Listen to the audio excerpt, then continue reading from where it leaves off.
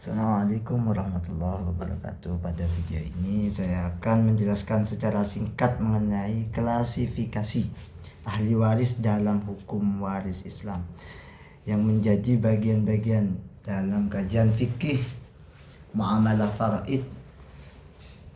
Warisan dalam Islam tidak hanya berkaitan tentang pembagian harta setelah seseorang meninggal dunia, tetapi juga menyangkut tentang keadilan, hak dan ketertiban sesuai dengan ketentuan syariat. Oleh karena itu, Islam mengatur sistem warisan secara rinci, adil dan infrastruktur dan terstruktur.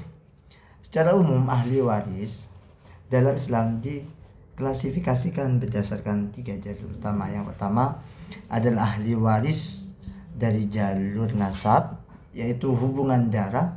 Yang kedua, ahli waris nasab ini kemudian ahli nasab ini terbagi menjadi laki-laki dan perempuan seperti ayah, ibu, anak laki-laki, anak perempuan, saudara, kakek, nenek hingga cucu. Namun tidak semua mendapatkan warisan secara bersamaan karena ada aturan prioritas berdasarkan kedekatan hubungan dengan pewaris. Prioritas berdasarkan kedekatan. Yang kedua adalah ahli waris dari jalur perkawinan, yaitu suami dan istri.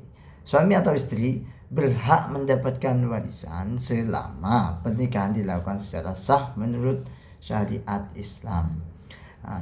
Besarnya bagian yang diterima bergantung pada ada atau tidaknya anak dari waris. Yang ketiga adalah ahli waris karena sebab wala, yaitu hak waris yang muncul karena seseorang pernah memerdekakan seorang budak. Jika bekas budak tersebut meninggal dan tidak memiliki ahli waris, maka harta warisannya kemana? Ya, dapat diberikan kepada orang yang memerdekakannya. Seperti itu. Jadi kalau ada budak dimerdekakan oleh seseorang, kemudian dia meninggal dan mempunyai harta warisan, dan dia tidak mempunyai ahli waris, kemana harta itu? Ya, harta itu kembali kepada orang yang memerdekakan dia. Selanjutnya, dalam hukum waris Islam dikenal beberapa konsep penting. Ada dawil furud, ahli waris yang memiliki bagian pasti seperti setengah, sepertiga, seperempat, atau seperenam.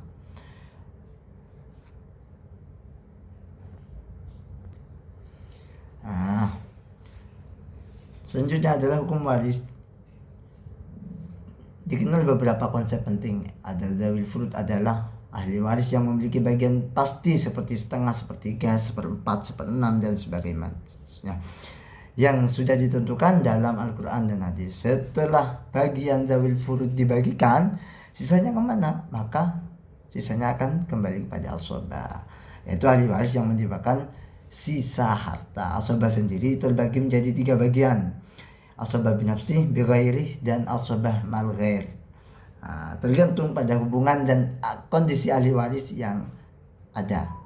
Selain itu terdapat konsep mahjub, yaitu terhalangnya seseorang untuk menerima warisan karena ada ahli waris lain yang kedudukannya lebih dekat atau lebih kuat. Namun ada 6 ahli waris yang tidak bisa terhalang secara mutlak, yaitu ayah, ibu, anak laki-laki, anak perempuan, suami dan istri.